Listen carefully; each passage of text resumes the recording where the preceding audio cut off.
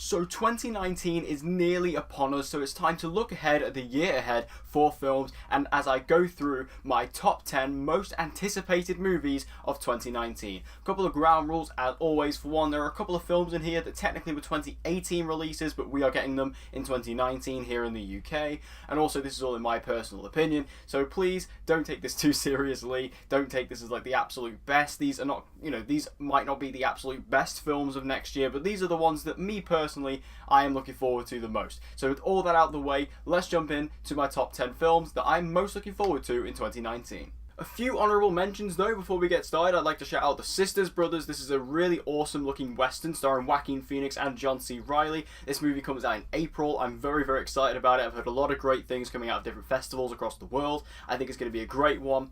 We also have If Beale Street Could Talk, a massive Oscar contender. This is from Barry Jenkins, the director of Moonlight, and I think this is going to be a great film. I love the trailers.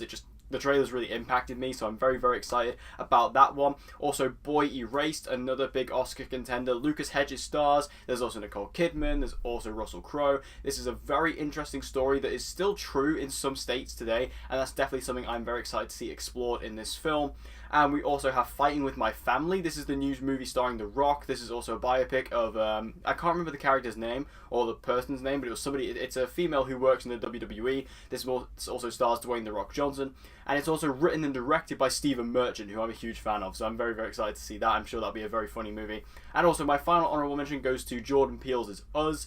This just looks like an absolutely excellent horror film. A lot more conventional than what Get Out was, but I'm still very, very excited about that. And based on the trailer we got on Christmas Day, I'm very, very excited to see where this goes. So in at number 10 we have Vice. Now Vice is number 10 because it's very, very close. I'm seeing it in a few days time, so that's why this one is very, very close. But I think the Vice just looks excellent. The trailer grabbed me like that.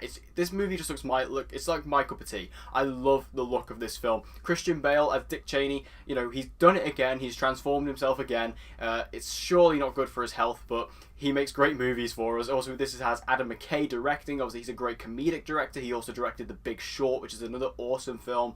So all the ingredients in this movie are just perfect to make this awesome biopic kind of true story movie that I'm very, very excited about. And like I say, that trailer, it just grabbed me immediately. It's one of my favourite trailers of late, and I keep watching it because I'm so, so excited. I'm very happy I am seeing this movie early for UK, and I'm very, very excited about that. And this movie just looks excellent. It's just, the reason why it's at number 10 is just because it's a little bit closer than a lot of the others. In at number 9 we have It Chapter 2.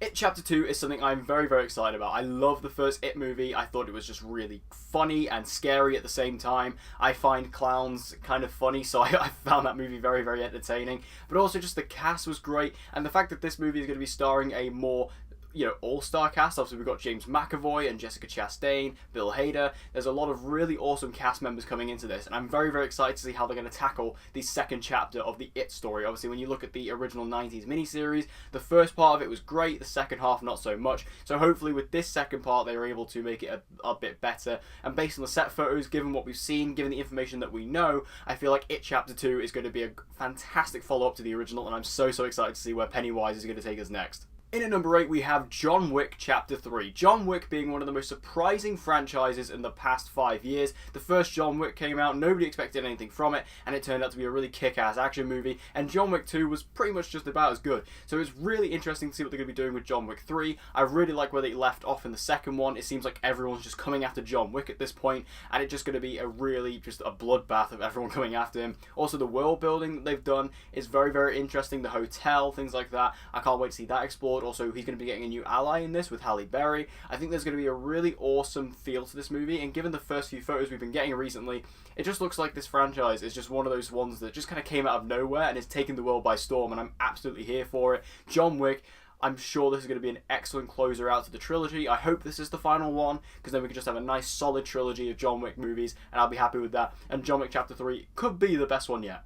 Coming in at number 7, we have Knives Out. Now, Knives Out is directed by Rian Johnson, and this is being described as a really awesome modern murder mystery. And I think this movie, just based on the cast list alone, will get you excited. This movie is starring people like Daniel Craig, Chris Evans, Ana de Armas, Jamie Lee Curtis, Michael Shannon, and so many more. The cast for this movie is absolutely insane, and given the fact that this is being directed by Rian Johnson, the director of films such as Moon, Looper, and also, of course, Star Wars The Last Jedi, which I personally think is one of the best Star Wars movies, I think this is going to be a perfect recipe for this amazing sounding movie. I've been reporting on this movie a lot on my podcast and things like that, and it's insane to see how big this cast is and how awesome they're going to be together, and I just can't wait to see how they play off of each other. And I wonder how this ensemble is going to work, if they're all going to have kind of equal screen time, i.e. something like The Hateful Eight, or if they're going to have, you know, more supporting roles. What's going to be going on, I don't know, but I'm so intrigued with this film. Knives Out is going to be a true one to watch, and I believe it's coming out in November of 2019, so it's a late one, but definitely one to keep your eye on for the rest of the year.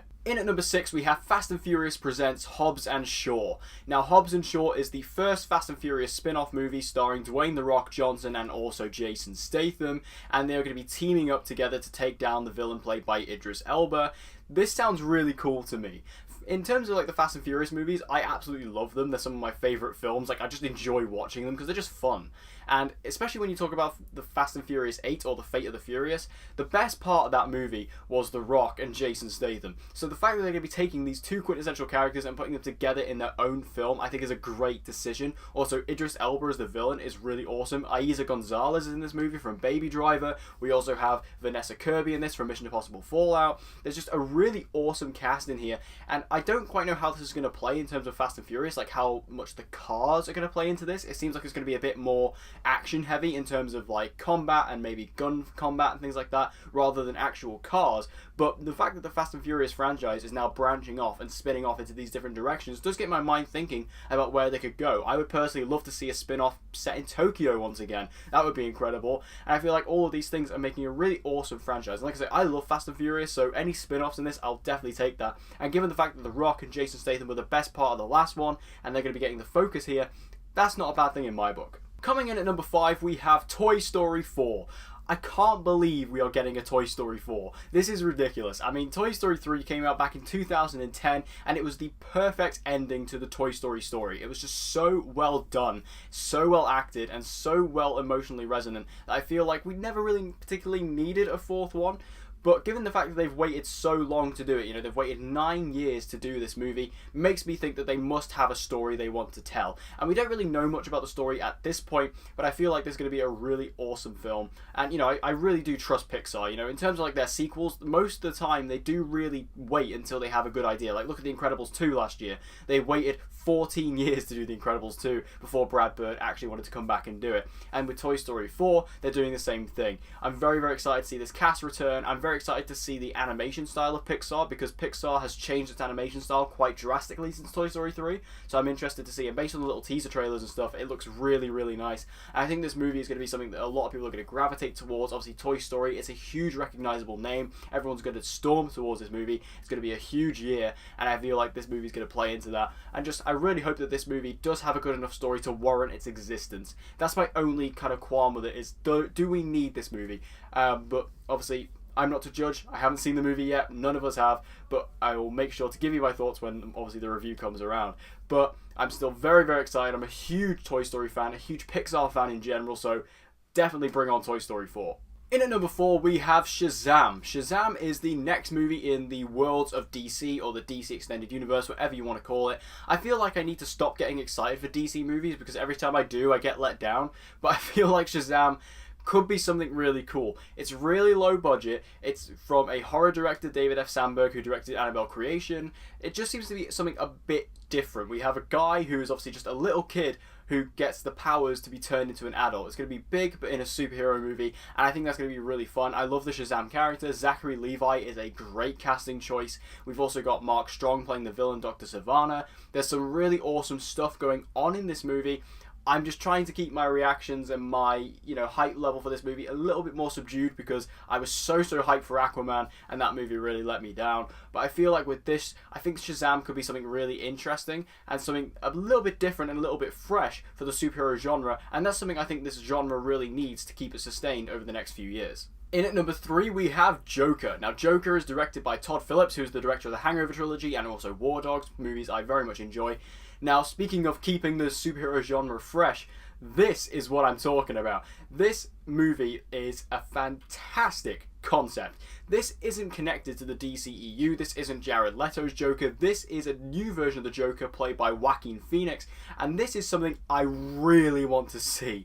When they announced this movie, when it was first being rumoured, I wasn't too sure about it, but when they first started leaking the details and when they first started saying what this movie was actually going to be, I got incredibly excited. This is basically, essentially, a completely Elseworld story inside of the DC universe, and we're going to be seeing a Joker film set in the 80s about like a failed stand-up comedian who gets turned on and, you know, down all these different paths, and he gets turned onto crime, and it's just going to be a really interesting character study about the Joker, and played by Joaquin Phoenix, who is of course an incredible actor.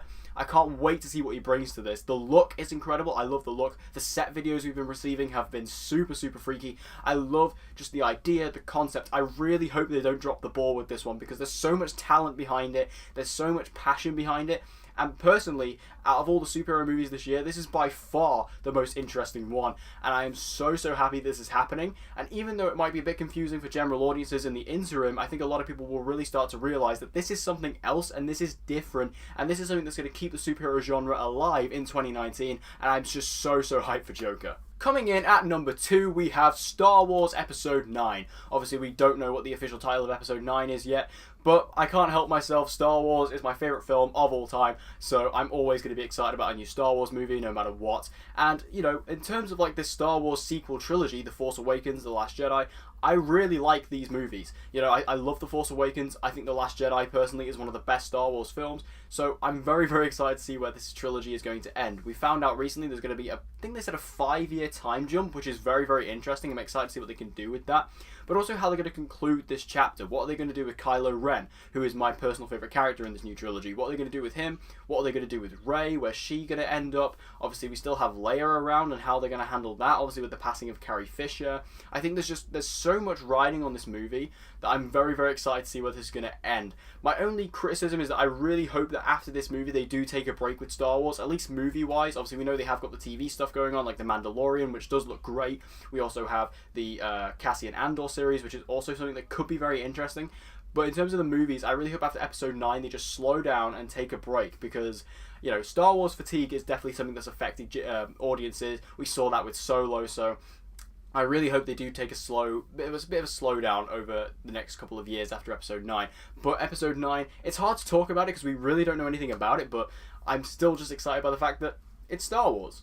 In at number 1, was this any surprise? Avengers Endgame. I mean, I can't help myself. I love the Marvel Cinematic Universe. They're some of my favourite films. You know, I think the Marvel Cinematic Universe is like, you know, it's one of my favourite film franchises. You know, what they've built here is just unprecedented. And obviously, after Avengers Infinity War, all of us are just on strings at the moment, just waiting to find out what's going to happen in Endgame. Obviously, this basically being part 2 to Infinity War, this is going to be something huge. There's no other movie in existence that's going to be like this. You know, just the build up to it, the anticipation of it, and just the event scale of it is unlike any other film in history. And I'm interested to see if this will do better or worse than Infinity War at the box office, but still, story-wise, this is going to be something else. And seeing Endgame, actually just watching it, is going to be a mind-blowing experience. I love how under wraps they're keeping it. I love that they're not saying anything. We've had one trailer, and we still don't know anything about the movie, and I love that. I love the fact that this movie is being so kept in secrecy, and I feel like that's something that studios need to do more often, especially a big studio like Disney and Marvel. Keeping this level of a film this under wraps is incredibly admirable, and I love it. And just seeing all these different elements, how they're going to turn this around, how they're going to fix things, because we know these characters are coming back from the dead. But how are they going to do it? What are they going to do? How's Ant-Man going to play into it? How's Hawkeye coming back into it? There's so many different questions I have for this, and I love it. And I can't wait to see how this is going to go and how it's going to launch into the next phase of the MCU. So thank you guys for watching my top 10 most anticipated films of 2019. Make sure you let me know your most anticipated films in the comment section down below. Let's have a cool discussion about this. Which movies are you looking forward to next year? Make sure you let me know in the comment section down below. And as always guys, if you want to see more movie reviews and movie related videos from me, be sure to subscribe, and I hope to see you guys again in my next video.